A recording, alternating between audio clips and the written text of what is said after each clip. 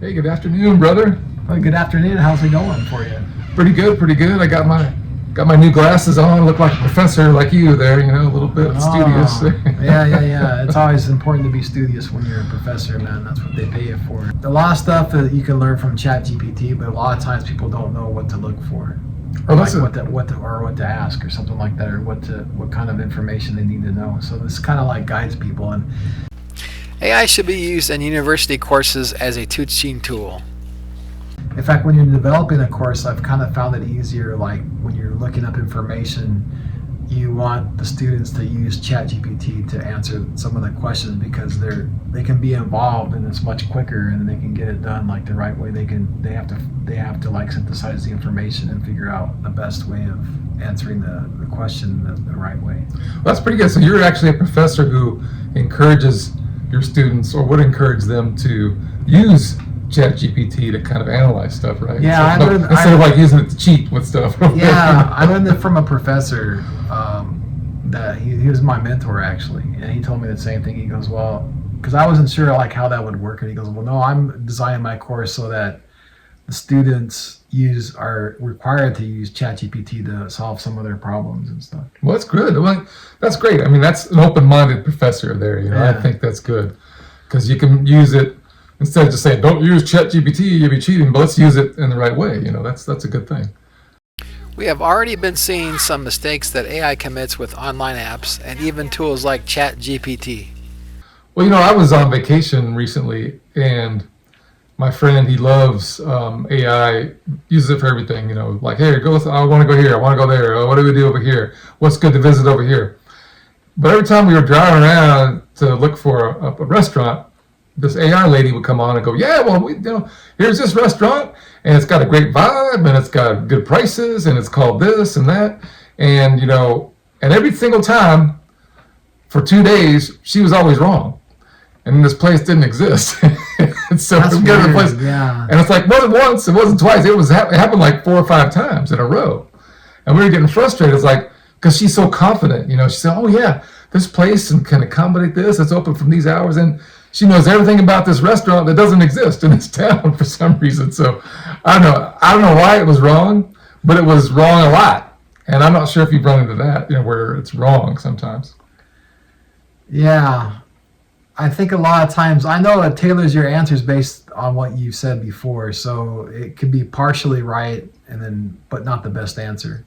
Or maybe she's looking at a different town than we were in, or something. I don't know. But that's what I've noticed, like, because it bases it off of what I've asked it before. Well, that's a concern if it thinks that it's right, but it's not. Maybe they need to solve some of the inaccuracies, perhaps, of AI. That would be, if we're going to use it for good, I guess that we'll talk about.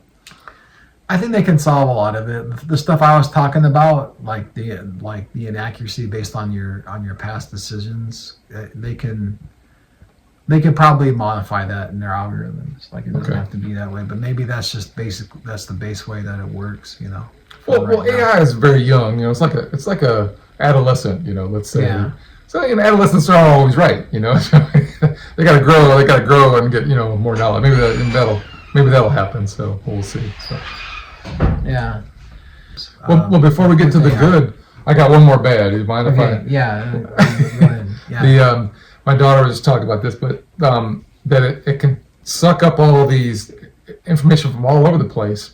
Like, let's say someone wants to create music or composition or or artists or something like that, and it takes all these things and it plagiarizes all these different parts and pieces and makes something new, but it's taking it from already existing sources. Let's say you want to, do a musical number or something like that. It's actually not creating an original score. It's just taking parts from a bunch of other people's scores and assembling them together. And so maybe that's not necessarily giving credit where credit's due as well. So that could be a problem.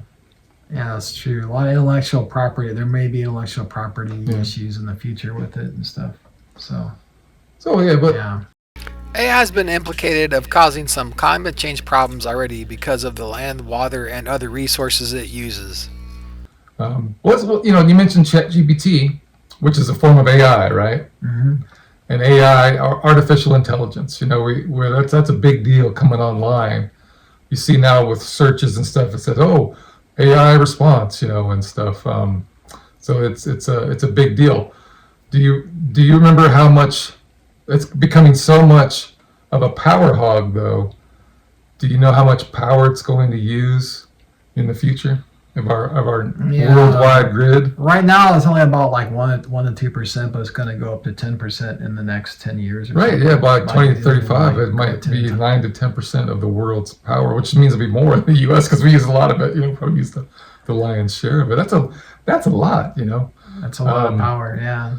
and that's a problem for climate change. So we're going to talk about some things that AI can do to improve climate change, but let's talk about some of the issues with AI. So power is one. A power hog. It's like sucking power, right?